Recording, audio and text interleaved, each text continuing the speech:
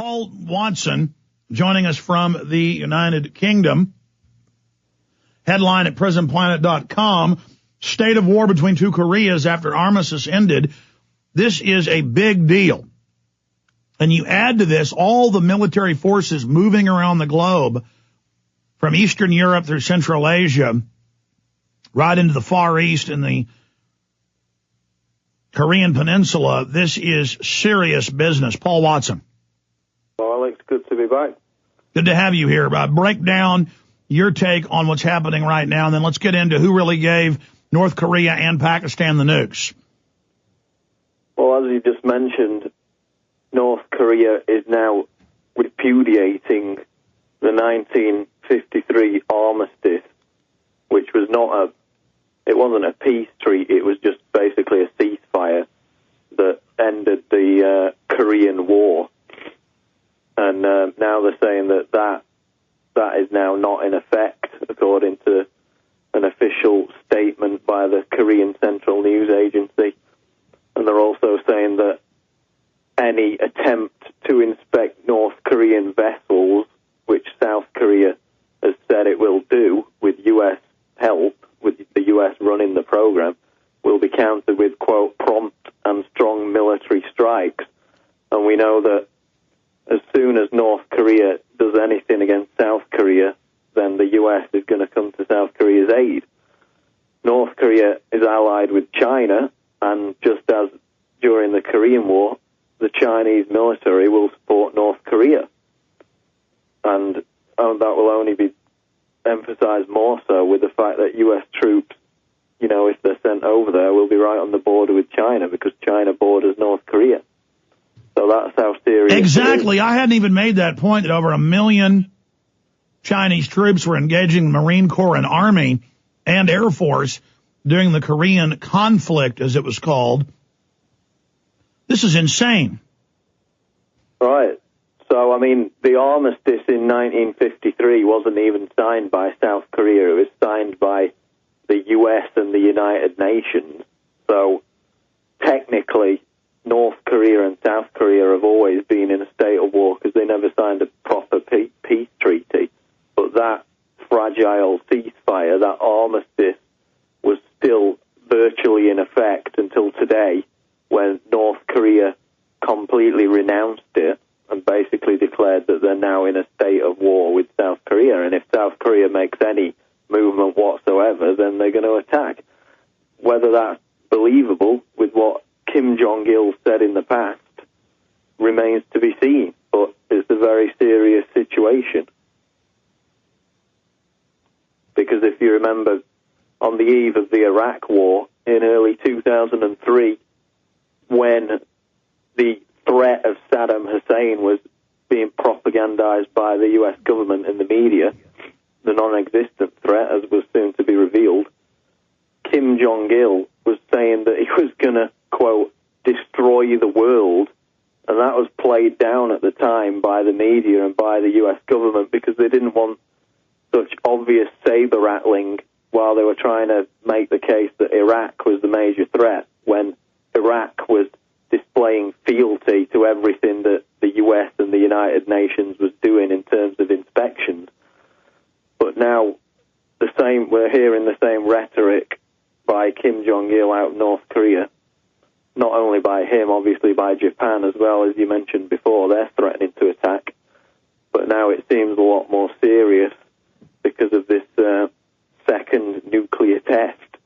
Now, what was interesting about the first nuclear test was that originally they claimed that North Korea didn't claim, but the Russians and others claimed that it was 50 megaton blast. It turned out to be 1. And the latest one has turned out to be less powerful as well. It's only turned out to be about a quarter of what it was, the power that it was originally. Exactly. These are tiny A-bombs. If they're even that, they're probably just packing those tunnels full of a football field of TNT to register on the Richter scales, because they're not picking up uranium and plutonium.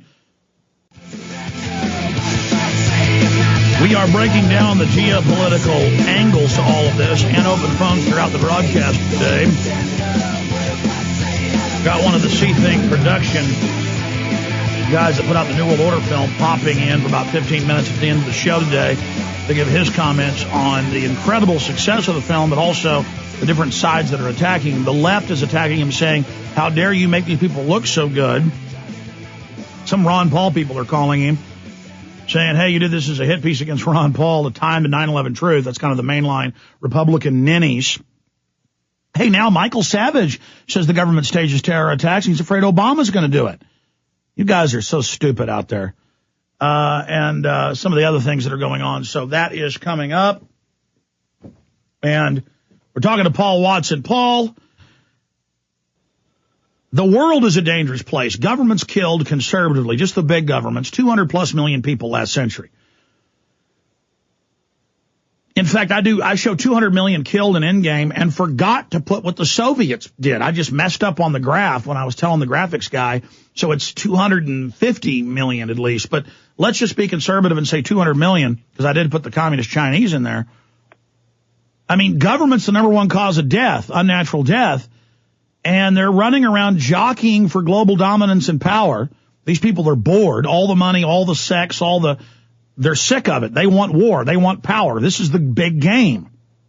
You know, they call the most dangerous game hunting people, and you can still do that in Africa today. And it's been done, you know, by many ancient cultures. The Romans did it. The Babylonians did it. The Aztecs did it. Native Americans did it. Some of the tribes would capture other tribes and hunt them. Some of the Gaelic groups would do that. The point is, humans do this. Well, the elite do it on a mass scale. And, I mean, Paul, looking at the Rand Corporation document, I know your article gets into that. Let's get into Rand Corporation wanting war from your angle, needing war, what they said, and it's all tied into this masterpiece you did, and Kurt Nemo's done a similar excellent piece that covers some of the other angles. State of war between two Koreas after armistice ended, prisonplanet.com. Paul Watson, Kurt Nemo, North Korea ends armistice, threatens to attack South Korea. That's Infowars.com. Different perspectives, different angles, because there's so many different stratas of this story. Watson, let's get into the Rand Corporation situation, historically what this means. It looks like battle lines are being drawn globally, and then let's explain who's given the nukes to Pakistan, who's given the nukes to North Korea, and who's even given the nukes, U.S., England, and Israel, and Halliburton to Iran. I mean, this is incredible. Every time it's the same people. And the question is, why do these countries it's like all the old Westerns where the evil guys just shot the little pan miners, been out there panning some gold. And there's a lot of true stories that these Louis L'Amour books and things are based on. And they come up and shoot the old daddy panning for gold, and his 12-year-old gets up and starts throwing punches at the bad guys sent by the railroad to steal the claim. And then they throw a gun down at the kid's feet and say, pick up the gun, kid, pick it up. And the kid picks up the gun and they shoot him. Anyways, I'm ranting, Watson. Go ahead. Well, yeah, the Rand story was something we reported on in October last year. And it was a story that came out of the Chinese media, which is obviously state media. But there was no apparent motive to making the story up. And it said that the Rand Corporation had gone to the Pentagon and lobbied for a new war. They said they needed a new, bigger conflict. North Korea was mentioned, but it was ruled out because they said they needed something bigger. Now, obviously, North Korea on its own is a small country, but if you're talking about American troops on the border of China, then that's World War III, if it escalates. They also mentioned Japan. Whether in the context they could attack Japan or set Japan up is unclear, but we know that Japan yesterday, their former defense minister, who's still in the ruling government, said Japan should basically abolish its pacifist constitution so they could attack North Korea with cruise missiles. So Japan could be involved in that way. But yeah, North Korea was mentioned by Rand, but it was apparently ruled out at the time. My only hope is that this doesn't escalate, because the impression, from what I understand, is that China treats North Korea in the sense of keep your friends close, but keep your enemies closer. So with that, if that's the case, I would hope that China is prepared to sacrifice North Korea for the purposes of not escalating this into what could potentially be World War III. And from what I've read, Chinese military officials are talking to Russian and South Korean military officials on how they can defuse it. So hopefully that will be the case. But these things can escalate out of control. I mean, Pakistan and India were on the brink of nuclear war in 2002. People don't understand how close that came to being a reality.